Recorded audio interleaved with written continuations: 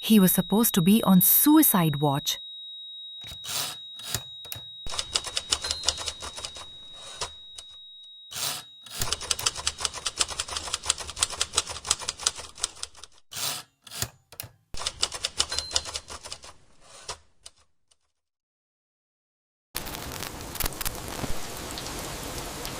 Jeffrey Epstein was not an ordinary prisoner.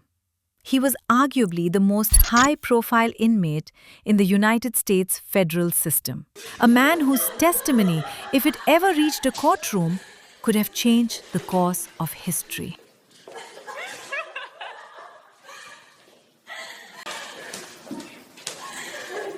He attempted, or something happened to him, weeks before he actually died. The standard protocol after suicide attempt is extended observation, extended psychiatric evaluation. So how was he cleared so quickly? Who authorized that? No one has given clean answer.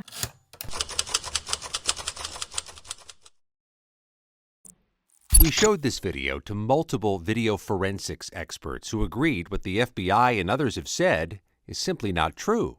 That video and other evidence led to the conclusion by the government that Epstein's death on August 10, 2019, was suicide. An analysis in consultation with video forensic experts suggests multiple inconsistencies between statements from government officials, including Bongino, a report from the Department of Justice's Office of the Inspector General into Epstein's death released in 2023, and the tape itself. These inconsistencies, while not contradicting the conclusion Epstein died by suicide, do introduce questions that the government so far has declined to answer. When guards finally found Epstein at approximately 6:30 in the morning, he had already been dead for nearly 2 hours.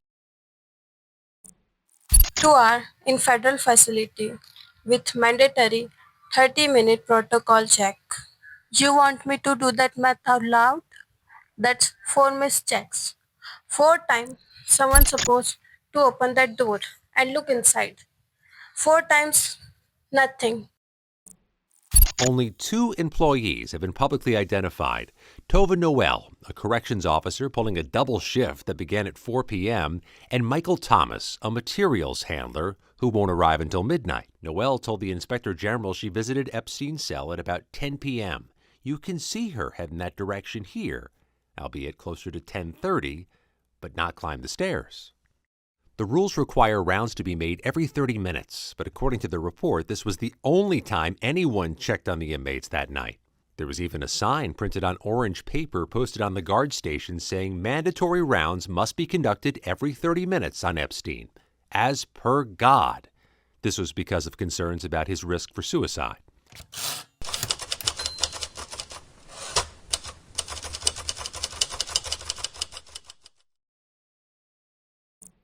Held at the Metropolitan Correctional Center in Lower Manhattan, in a unit separate from the general population known as the Special Housing Unit, or SHU.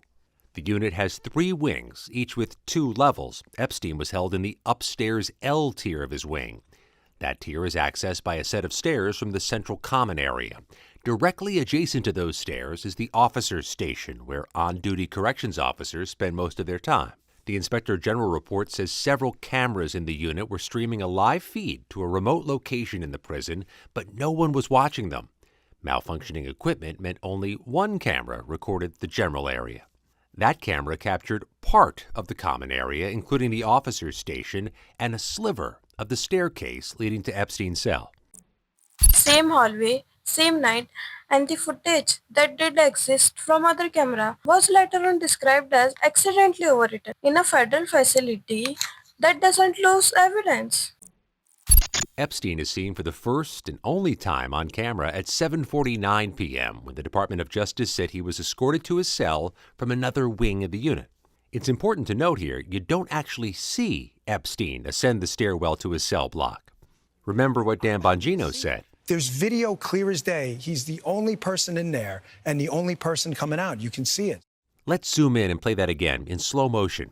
Here's the sliver of stairs. Epstein is here with his escort, and they walk off screen.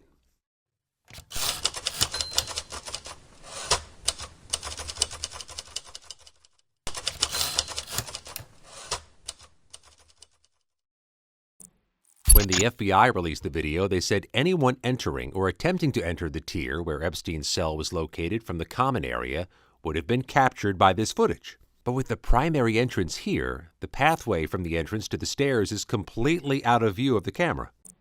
People started looking at timestamps. Metadata attached a certain published image. The dates did not match with the official timeline. When this discrepancy pointed out publicly, the dates were quietly changed.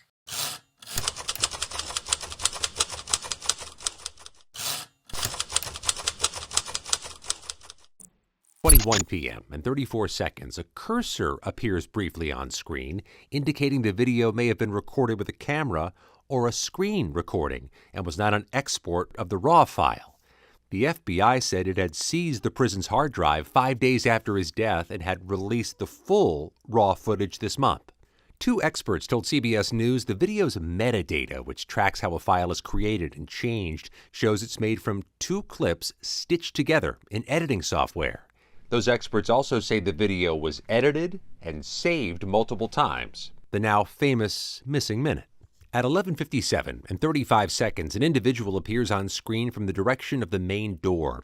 It's likely this is Michael Thomas arriving for his midnight shift and replacing the other staff member on duty who'd been working from 4 to midnight. Noel was starting a second shift of 8 hours. From that point on, only Noel and Thomas were on duty during the critical window when Epstein is believed to have died. At 11:58 and 58 seconds, the video jumps to midnight, and the aspect ratio of the video changes slightly, another indication it may have been edited.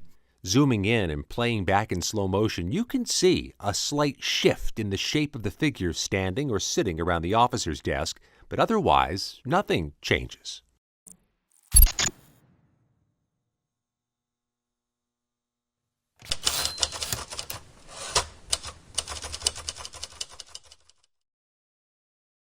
Several unusual things were found in the cell. Spilled coffee on the floor, a sleep apnea machine with electrical cords, piles of sheets, a mattress, and extra clothing. A note alleging mistreatment by a guard was also discovered. The marks on his neck weren't consistent with clothes or rope from a hanging. Not the angle, not the depth, not the pattern. That is not vlogger saying that. That is decorated forensic pathologist with decade of experience.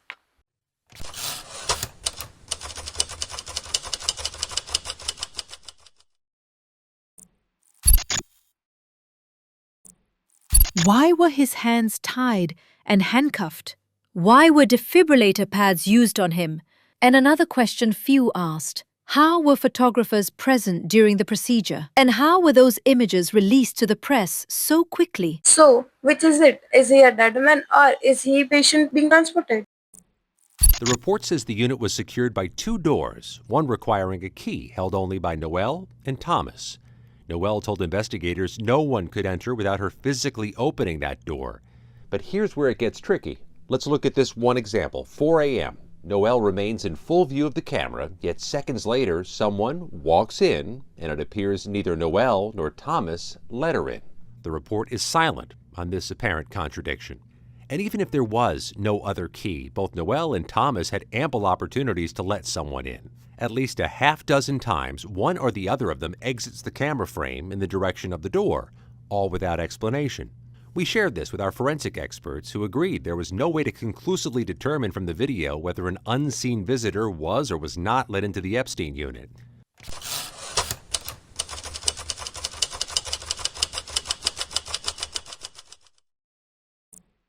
At 6:22, either Thomas or Noel walk off screen again and reappear carrying food trays. Breakfast for the prisoners. At this point, based on the autopsy results, Epstein is believed to already be dead. According to Thomas's account, he arrived at Epstein's cell to deliver his breakfast and found him in a seated position, his buttocks an inch from the ground, held up by a torn sheet tied to the bunk bed in his room. At 6:30, someone rushes in from off camera, according to the report.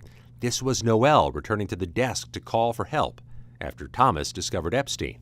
Epstein's body was quickly removed from the cell. Only Noel and Thomas witnessed him hanging. At 6:40 a.m., the video ends. Epstein's body is not seen being removed.